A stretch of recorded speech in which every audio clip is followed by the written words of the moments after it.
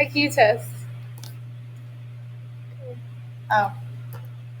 IQ test. IQ test is an intelligence quotient, or an IQ test. It is a score taken from one or several standardized tests designed to evaluate human intelligence. Scientists have found that our intelligence can only be predicted by combining results from at least 3 tests of our mental agility. IQ tests are usually used in diagnosis for possible special education placement.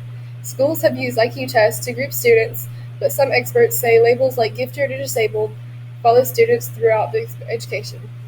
The Board of Assessment, or the BOTA, said that the IQ test is supposed to give instructions for improving students' learning.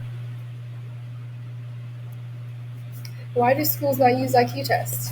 IQ tests do not accurately reflect intelligence. According to a study which found that a minimum of 3 exams are needed to measure someone's brain power. Different circuits within the brain are used for different thought processes. The research shows meaning separate tests of short-term memory, reasoning, and verbal skills are needed to measure someone's overall intelligence. Some students are better test takers than others, but not because they're more intelligent.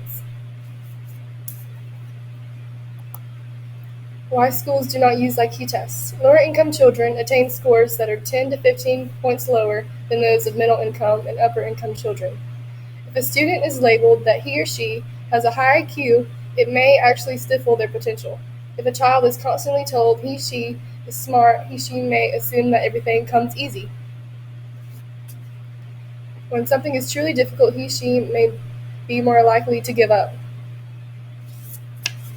If a student is labeled with a low IQ, he or she may develop a poor self-image and see himself as stupid. He or she may give up easily because he feels like he cannot achieve his goals. If a teacher is aware of a student's IQ, it can affect their teaching and expectations of a student. IQ formula. Intelligence quotient is a number that reflects the relationship between a child's mental age and his or her actual age. The IQ formula is your mental age divided by your chronological age, which is also your actual age, times 100. Facts about IQ scores. 50% of people have an IQ score between 90 and 110. 2.5% of people have superior intelligence, which means they have a score above 130 or above 130. 2.5% are mentally retarded and their scores are under 70. And 0.5% of people are near genius, which means their scores are over 140.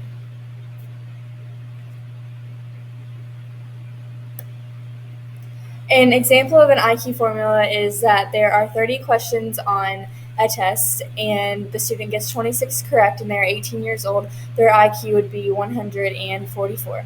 And another example would be a child with a mental age of 9 and their actual age being 9, their IQ score would be 100.